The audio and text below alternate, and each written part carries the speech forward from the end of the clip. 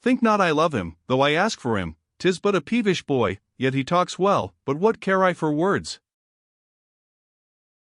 A week passed in the usual routine of a garrison.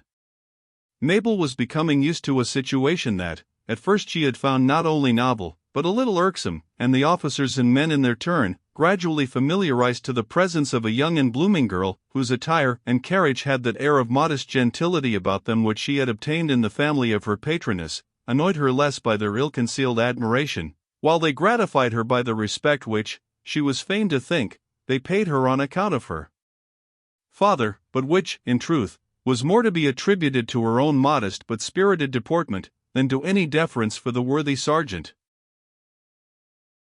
Acquaintances made in a forest, or in any circumstances of unusual excitement, soon attain their limits. Mabel found 1 week's residence at Oswego sufficient to determine her as to those with whom she might be intimate and those whom she ought to avoid.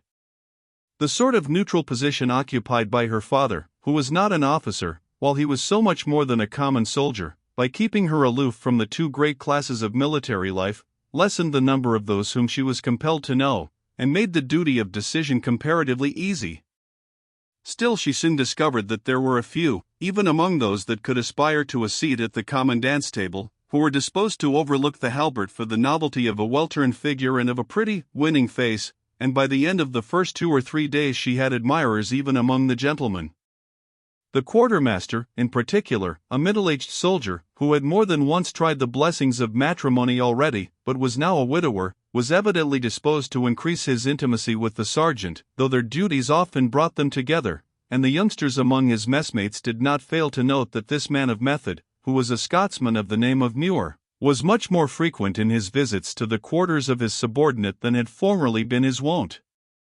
A laugh, or a joke, in honor of the sergeant's daughter, however, limited their strictures, though Mabel Dunham was soon a toast that even the ensign, or the lieutenant, did not disdain to give. At the end of the week, Duncan of Lundy sent for Sergeant Dunham, after evening roll call, on business of a nature that, it was understood, required a personal conference. The old veteran dwelt in a movable hut, which, being placed on trucks, he could order to be wheeled about at pleasure, sometimes living in one part of the area within the fort, and sometimes in another. On the present occasion, he had made a halt near the center, and there he was found by his subordinate, who was admitted to his presence without any delay or dancing attendance in an antechamber. In point of fact, there was very little difference in the quality of the accommodations allowed to the officers and those allowed to the men, the former being merely granted the most room. "Walk in, Sergeant, walk in, my good friend," said old Lundy heartily, as his inferior stood in a respectful attitude at the door of a sort of library and bedroom into which he had been ushered. "Walk in, and take a seat on that stool. I have sent for you, man, to discuss anything but rosters and payrolls this evening. It is now many years since we have been comrades, and auld lang syne should count for something, even between a major and his orderly, a Scot and a Yankee. Sit ye down, man, and just put yourself at your ease. It has been a fine day, Sergeant." "It has indeed, Major Duncan," returned the other, who, though he complied so far as to take the seat, was much too practiced not to understand the degree of respect it was necessary to maintain in his manner. "A very fine day, sir, it has been, and we may look for more of them at this season." "I hope so with all my heart. The crops look well as it is, man, and you'll be finding that the 55th make almost as good farmers as soldiers. I never saw better potatoes in Scotland than we are likely to have in that new patch of ours. They promise a good yield, Major Duncan, and, in that light, a more comfortable winter than the last. Life is progressive, Sergeant, in its comforts as well as in its need of them. We grow old, and I begin to think it time to retire and settle in life. I feel that my working days are nearly over. The King, God bless him, sir, has much good service in your honor yet." "It may be so, Sergeant Dunham, especially if he should happen to have a spare lieutenant colonelcy left. The 55th will be honored the day that commission is given to Duncan of Lundy, sir." and Duncan of Lundy will be honored the day he receives it. But, Sergeant, if you have never had a lieutenant colonelcy, you have had a good wife, and that is the next thing to rank in making a man happy. I have been married, Major Duncan, but it is now a long time since I have had no drawback on the love I bear His Majesty and my duty. What, man? Not even the love you bear that active little round-limbed, rosy-cheeked daughter that I have seen in the fort these last few days? Out upon you, Sergeant! Old fellow as I am, I could almost love that little lassie myself, and send the lieutenant colonelcy to the devil. We all know where Major Duncan's heart is, and that is in Scotland, where a beautiful lady is ready and willing to make him happy, as soon as his own sense of duty shall permit. Aye, hope is ever a far-off thing, Sergeant, returned the superior, a shade of melancholy passing over his hard Scottish features as he spoke, and bonny Scotland is a far-off country.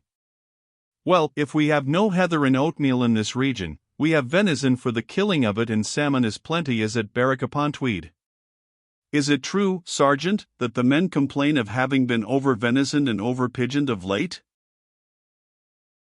Not for some weeks, Major Duncan, for neither deer nor birds are so plenty at this season as they have been. They begin to throw their remarks about concerning the salmon, but I trust we shall get through the summer without any serious disturbance on the score of food. The Scotch in the battalion do, indeed, talk more than is prudent of their want of oatmeal, grumbling occasionally of our wheaten bread. Ah, that is human nature, Sergeant. Pure, unadulterated Scotch human nature. A cake, man, to say the truth, is an agreeable morsel, and I often see the time when I pine for a bite myself. If the feeling gets to be troublesome, Major Duncan, in the men, I mean, sir, for I would not think of saying so disrespectful a thing to your honor, but if the men ever pine seriously for their natural food, I would humbly recommend that some oatmeal be imported, or prepared in this country for them, and I think we shall hear no more of it. A very little would answer for a cure, sir.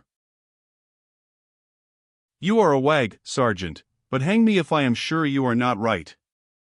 There may be sweeter things in this world, after all, than oatmeal. You have a sweet daughter, Dunham, for one. The girl is like her mother, Major Duncan, and will pass inspection, said the sergeant proudly. Neither was brought up on anything better than good American flour. The girl will pass inspection, sir. That would she, I'll answer for it. Well, I may as well come to the point at once, man, and bring up my reserve into the front of the battle. Here is Davy Muir, the quartermaster, disposed to make your daughter his wife, and he has just got me to open the matter to you, being fearful of compromising his own dignity, and I may as well add that half the youngsters in the fort toast her, and talk of her from morning till night. She is much honored, sir, returned the father stiffly, but I trust the gentleman will find something more worthy of them to talk about ere long. I hope to see her the wife of an honest man before many weeks, sir. Yes, Davy is an honest man, and that is more than can be said for all in the quartermaster's department, I'm thinking, Sergeant, returned Lundy, with a slight smile. Well, then may I tell the Cupid-stricken youth that the matter is as good as settled? I thank your honor, but Mabel is betrothed to another. The devil she is. That will produce a stir in the fort, though I'm not sorry to hear it either, for, to be frank with you, Sergeant, I'm no great admirer of unequal matches. I think with your honor, and have no desire to see my daughter an officer's lady. If she can get as high as her mother was before her, it ought to satisfy any reasonable woman. And may I ask, Sergeant, who is the lucky man that you intend to call son-in-law? The Pathfinder, your honor. Pathfinder. The same, Major Duncan, and in naming him to you, I give you his whole history. No one is better known on this frontier than my honest, brave, true-hearted friend. All that is true enough, but is he, after all, the sort of person to make a girl of 20 happy? Why not, Your Honor? The man is at the head of his calling. There is no other guide or scout connected with the army who has half the reputation of Pathfinder, or who deserves to have it half as well. Very true, Sergeant, but is the reputation of a scout exactly the sort of renown to captivate a girl's fancy? Talking of girls' fancies, sir, is in my humble opinion much like talking of a recruit's judgment. If we were to take the movements of the awkward squad, sir, as a guide, we should never form a decent line and battalion, Major Duncan. But your daughter has nothing awkward about her, for a genteeler girl of her class could not be found in old Albion itself. Is she of your way of thinking in this matter, though I suppose she must be, as you say she is betrothed? We have not yet conversed on the subject, Your Honor, but I consider her mind as good as made up, from several little circumstances which might be named. And what are these circumstances, Sergeant? Asked the Major, who began to take more interest than he had at first felt on the subject. I confess a little curiosity to know something about a woman's mind, being, as you know, a bachelor myself. Why, Your Honor, when I speak of the Pathfinder to the girl, she always looks me full in the face, chimes in with everything I say in his favor, and has a frank open way with her, which says as much as if she half considered him already as a husband. And these signs, you think, Dunham, are faithful tokens of your daughter's feelings? I do, Your Honor, for they strike me as natural. When I find a man, sir, who looks me full in the face, while he praises an officer, for, begging Your Honor's pardon, the men will sometimes pass their strictures on their betters, and when I find a man looking me in the eyes as he praises his captain, I always set it down that the fellow is honest, and means what he says. Is there not some material difference in the age of the intended bridegroom and that of his pretty bride, Sergeant? You are quite right, sir. Pathfinder is well advanced towards 40, and Mabel has every prospect of happiness that a young woman can derive from the certainty of possessing an experienced husband. I was quite 40 myself, Your Honor, when I married her mother. But will your daughter be as likely to admire a green hunting shirt, such as that our worthy guide wears, with a fox-skin cap, as the smart uniform of the 55th? Perhaps not, sir, and therefore she will have the merit of self-denial, which always makes a young woman wiser and better. And are you not afraid that she may be left a widow while still a young woman? What between wild beasts, and wilder savages, Pathfinder may be said to carry his life in his hand. Every bullet has its billet, Lundy, for so the Major was fond of being called in his moments of condescension, and when not engaged in military affairs, and no man in the 55th can call himself beyond or above the chances of sudden death. In that particular, Mabel would gain nothing by a change. Besides, sir, if I may speak freely on such a subject, I much doubt if ever Pathfinder dies in battle, or by any of the sudden chances of the wilderness. And why so, Sergeant? Asked the Major. He is a soldier, so far as danger is concerned, and one that is much more than usually exposed, and, being free of his person, why should he expect to escape when others do not? I do not believe, Your Honor, that the Pathfinder considers his own chances better than anyone's else, but the man will never die by a bullet. I have seen him so often handling his rifle with as much composure as if it were a shepherd's crook, in the midst of the heaviest showers of bullets, and under so many extraordinary circumstances, that I do not think Providence means he should ever fall in that manner. And yet, if there be a man in His Majesty's dominions who really deserves such a death, it is Pathfinder. We never know, Sergeant, returned Lundy, with a countenance grave with thought, and the less we say about it, perhaps, the better.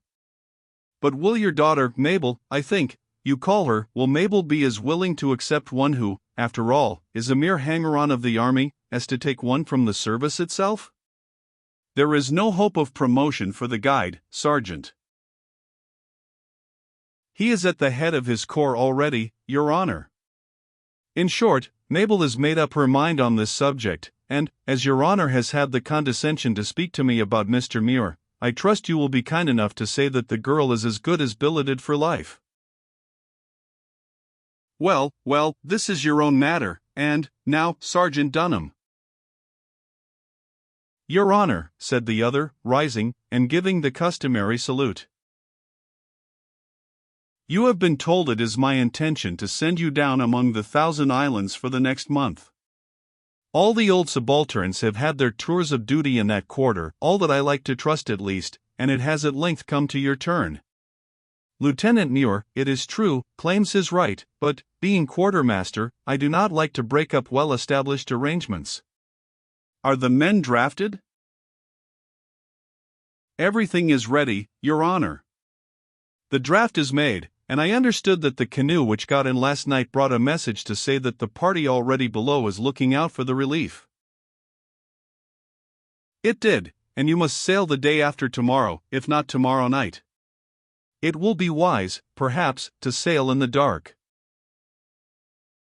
"So Jasper thinks, Major Duncan, and I know no one more to be depended on in such an affair than young Jasper Western."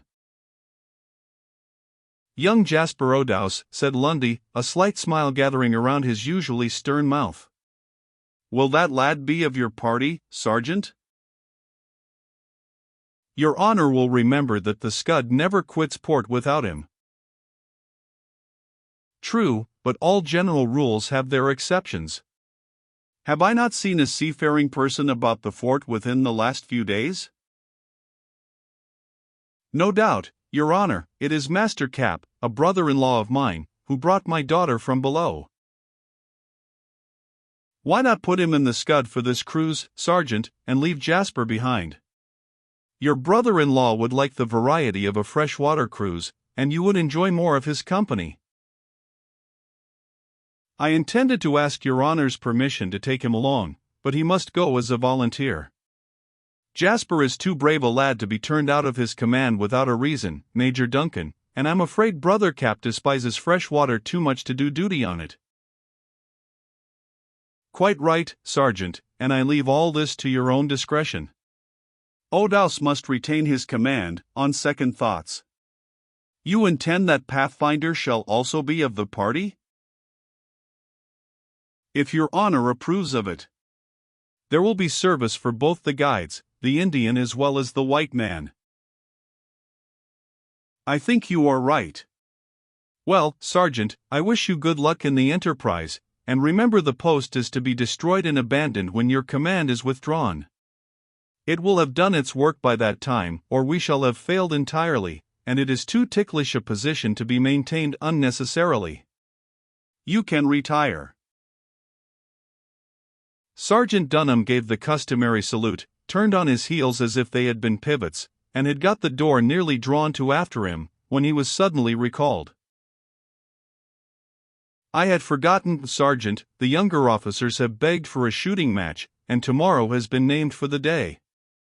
All competitors will be admitted, and the prizes will be a silver-mounted powder horn, a leathern flask ditto, reading from a piece of paper, as I see by the professional jargon of this bill, and a silk calash for a lady. The latter is to enable the victor to show his gallantry by making an offering of it to her he best loves." "All very agreeable, Your Honor, at least to him that succeeds. Is the Pathfinder to be permitted to enter?" "I do not well see how he can be excluded, if he choose to come forward. Latterly, I have observed that he takes no share in these sports, probably from a conviction of his own unequaled skill." "That's it, Major Duncan, the honest fellow knows there is not a man on the frontier who can equal him, and he does not wish to spoil the pleasure of others. I think we may trust to his delicacy in anything, sir. Perhaps it may be as well to let him have his own way?" "In this instance we must, Sergeant. Whether he will be as successful in all others remains to be seen. I wish you good evening, Dunham." The sergeant now withdrew, leaving Duncan of Lundy to his own thoughts. That they were not altogether disagreeable was to be inferred from the smiles which occasionally covered a countenance hard and martial in its usual expression, though there were moments in which all its severe sobriety prevailed. Half an hour might have passed, when a tap at the door was answered by a direction to enter. A middle-aged man, in the dress of an officer, but whose uniform wanted the usual smartness of the profession, made his appearance, and was saluted as Mr. Muir. "I have come, sir, at your bidding, to know my fortune," said the quartermaster, in a strong Scotch accent, as soon as he had taken the seat which was proffered to him. "To say the truth to you, Major Duncan, this girl is making as much havoc in the garrison as the French did before Ty. I never witnessed so general a rout in so short a time." "Surely, Davy, you don't mean to persuade me that your young and unsophisticated heart is in such a flame, after 1 week's ignition?" "Why, man, this is worse than the affair in Scotland, where it was said the heat within was so intense that it just burnt a hole through your own precious body, and left a place for all the lassies to peer in at, to see what the combustible material was worth." "Ye'll have your own way, Major Duncan, and your father and mother would have theirs before ye, even if the enemy were in the camp. I see nothing so extraordinary in young people following the bent of their inclinations and wishes." "But you've followed yours so often, Davy, that I should think by this time it had lost the edge of novelty. Including that informal affair in Scotland, when you were a lad, you've been married 4 times already." "Only 3, Major, as I hope to get another wife. I've not yet had my number, no, only 3. I'm thinking, Davy, you don't include the first affair I mentioned, that in which there was no parson." "And why should I, Major? The courts decided that it was no marriage, and what more could a man want? The woman took advantage of a slight amorous propensity that may be a weakness in my disposition, perhaps, and inveigled me into a contract which was found to be illegal." "If I remember right, Muir, there were thought to be 2 sides to that question, in the time of it?" "It would be but an indifferent question, my dear Major, that hadn't 2 sides to it, and I've known many that had 3. But the poor woman's dead, and there was no issue, so nothing came of it after all. Then, I was particularly unfortunate with my second wife. I say second, Major, out of deference to you, and on the mere supposition that the first was a marriage at all, but first or second, I was particularly unfortunate with Jeanie Graham, who died in the first lustrum, leaving neither chick nor chiel behind her. I do think, if Jeanie had survived, I never should have turned my thoughts towards another wife. But as she did not, you married twice after her death, and are desirous of doing so a 3rd time. The truth can never justly be gainsaid, Major Duncan, and I am always ready to avow it." "I'm thinking, Lundy, you are melancholy this fine evening?" "No, Muir, not melancholy absolutely, but a little thoughtful, I confess. I was looking back to my boyish days, when I, the laird's son, and you, the parson's, roamed about our native hills, happy and careless boys, taking little heed to the future, and then have followed some thoughts, that may be a little painful, concerning that future as it has turned out to be." "Surely, Lundy, ye do not complain of your portion of it. You've risen to be a major, and will soon be a lieutenant colonel, if letters tell the truth, while I am just 1 step higher than when your honored father gave me my first commission, and a poor devil of a quartermaster." "And the 4 wives?" "3, Lundy, 3 only that were legal, even under our own liberal and sanctified laws." "Well, then, let it be 3. "You know, Davy," said Major Duncan, insensibly dropping into the pronunciation and dialect of his youth, as is much the practice with educated Scotchmen as they warm with a subject that comes near the heart, "you know, Davy, that my own choice has long been made, and in how anxious and hope-wearied a manner I've waited for that happy hour when I can call the woman I've so long loved a wife, and here have you, without fortune, name, birth, or merit, I mean particular merit." "Na, dinna say that, Lundy. The Muirs are of good bluid." "Well, then, without aught but bluid, ye wived 4 times." "I tell ye but thrice, Lundy. Ye'll weaken old friendship if ye call it 4. Put it at your own number, Davy, and it's far more than your share."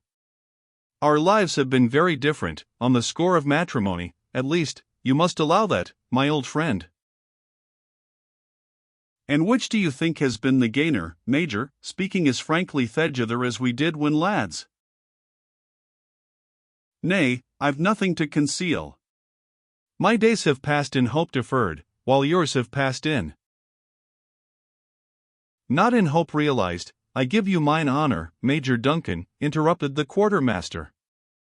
Each new experiment I have thought might prove an advantage, but disappointment seems the lot of man. Ah! This is a vain world of ours, Lundy, it must be owned, and in nothing vainer than in matrimony. And yet you are ready to put your neck into the noose for the 5th time? I desire to say, it will be but the 4th, Major Duncan, said the quartermaster positively, then, instantly changing the expression of his face to one of boyish rapture, he added, but this Mabel Dunham is a rara avis. Our Scotch lassies are fair and pleasant, but it must be owned these colonials are of surpassing comeliness.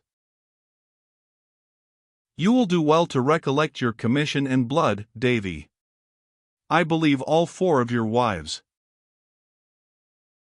I wish, my dear Lundy, ye'd be more accurate in your arithmetic. 3 times 1 make 3.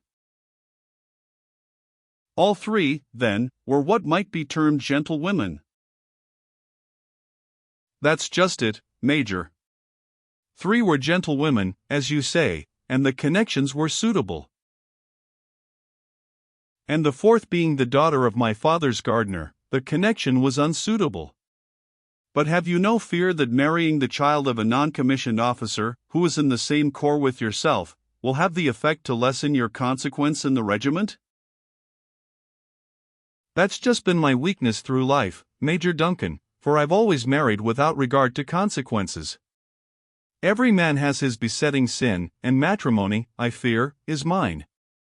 And now that we have discussed what may be called the principles of the connection, I will just ask if you did me the favor to speak to the sergeant on the trifling affair? I did, David, and am sorry to say, for your hopes, that I see no great chance of your succeeding. Not succeeding. An officer, and a quartermaster in the bargain, and not succeed with a sergeant's daughter. It's just that, Davy. And why not, Lundy? Will ye have the goodness to answer just that? The girl is betrothed. Hand plighted, word passed, love pledged, no, hang me if I believe that either, but she is betrothed. Well, that's an obstacle, it must be avowed, Major, though it counts for little if the heart is free. Quite true, and I think it probable the heart is free in this case, for the intended husband appears to be the choice of the father rather than of the daughter. And who may it be, Major? Asked the quartermaster, who viewed the whole matter with the philosophy and coolness acquired by use. I do not recollect any plausible suitor that is likely to stand in my way. No, you are the only plausible suitor on the frontier, Davy. The happy man is Pathfinder. Pathfinder, Major Duncan. No more, nor any less, David Muir. Pathfinder is the man, but it may relieve your jealousy a little to know that, in my judgment at least, it is a match of the father's rather than of the daughter's seeking. I thought as much, exclaimed the quartermaster, drawing a long breath, like one who felt relieved. It's quite impossible that with my experience in human nature. Particularly who woman's nature, David. You will have your joke, Lundy, let who will suffer. But I did not think it possible I could be deceived as to the young woman's inclinations, which I think I may boldly pronounce to be altogether above the condition of Pathfinder. As for the individual himself, why, time will show. Now, tell me frankly, Davy Muir, said Lundy, stepping short in his walk, and looking the other earnestly in the face with a comical expression of surprise, that rendered the veteran's countenance ridiculously earnest, do you really suppose a girl like the daughter of Sergeant Dunham can take a serious fancy to a man of your years and appearance, and experience, I might add? Hout, awa, Lundy. Ye dinna know the sacks, and that's the reason you're unmarried in your 45th year. It's a fair few time ye've been a bachelor, Major. And what may be your age, Lieutenant Muir, if I may presume to ask so delicate a question? 47, I'll no deny it, Lundy, and if I get Mabel, there'll be just a wife for every TWA lustrums. But I didna think Sergeant Dunham would be so humble-minded as to dream of giving that sweet lass of his to one like the Pathfinder. There's no dream about it, Davy, the man is as serious as a soldier about to be flogged. Well, Major, we are old friends, both ran into the Scotch or avoided it, as they approached or drew away from their younger days, in the dialogue, and ought to know how to take and give a joke, off duty. It is possible the worthy man has not understood my hints, or he never would have thought of such a thing. The difference between an officer's consort and a guide's woman is as vast as that between the antiquity of Scotland and the antiquity of America. I'm old blood, too, Lundy. Take my word for it, Davy, your antiquity will do you no good in this affair, and as for your blood, it is not older than your bones. Well, man, ye know the sergeant's answer, and so ye perceive that my influence, on which ye counted so much, can do naught for ye. Let us take a glass thegither, Davy, for all acquaintance' sake, and then ye'll be doing well to remember the party that marches the morrow, and to forget Mabel Dunham as fast as ever you can. Ah, Major. I have always found it easier to forget a wife than to forget a sweetheart. When a couple are fairly married, all is settled but the death, as one may say, which must finally part us all, and it seems to me awful irreverent to disturb the departed, whereas there is so much anxiety and hope and felicity and expectation like, with the lassie, that it keeps thought alive. That is just my idea of your situation, Davy, for I never supposed you expected any more felicity with either of your wives. Now, I've heard of fellows who were so stupid as to look forward to happiness with their wives even beyond the grave. I drink to your success, or to your speedy recovery from this attack, Lieutenant, and I admonish you to be more cautious in future, as some of these violent cases may yet carry you off. Many thanks, dear Major, and a speedy termination to an old courtship, of which I know something. This is real Mountain Dew, Lundy, and it warms the heart like a gleam of bonny Scotland.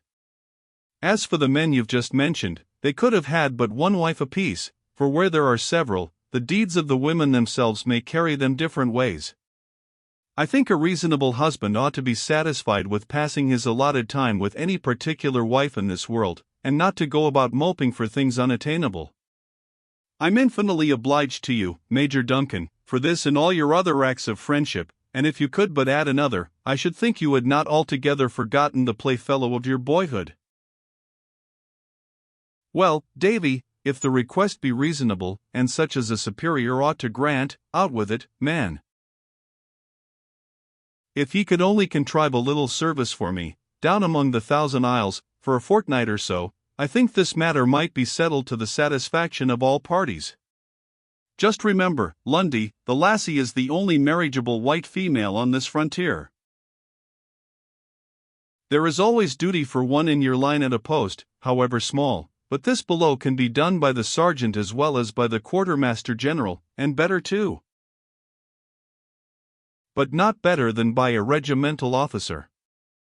There is great waste, in common, among the orderlies. I'll think of it, Muir, said the Major, laughing, and you shall have my answer in the morning. Here will be a fine occasion, man, the morrow, to show yourself off before the lady. You are expert with the rifle, and prizes are to be won. Make up your mind to display your skill, and who knows what may yet happen before the scud sails. I'm thinking most of the young men will try their hands in this sport, Major. That will they, and some of the old ones too, if you appear. To keep you in countenance, I'll try a shot or two myself, Davy, and you know I have some name that way. It might, indeed, do good. The female heart, Major Duncan, is susceptible in many different modes, and sometimes in a way that the rules of philosophy might reject. Some require a suitor to sit down before them, as it might be, in a regular siege, and only capitulate when the place can hold out no longer. Others, again, like to be carried by storm, while there are hussies who can only be caught by leading them into an ambush. The first is the most creditable and officer-like process, perhaps, but I must say I think the last the most pleasing. An opinion formed from experience, out of all question. And what of the storming parties? They may do for younger men, Lundy, returned the quartermaster, rising and winking, a liberty that he often took with his commanding officer on the score of a long intimacy. Every period of life has its necessities, and at 47 it's just as well to trust a little to the head. I wish you a very good even, Major Duncan, and freedom from gout, with a sweet and refreshing sleep. The same to yourself, Mr. Muir, with many thanks. Remember the passage of arms for the morrow.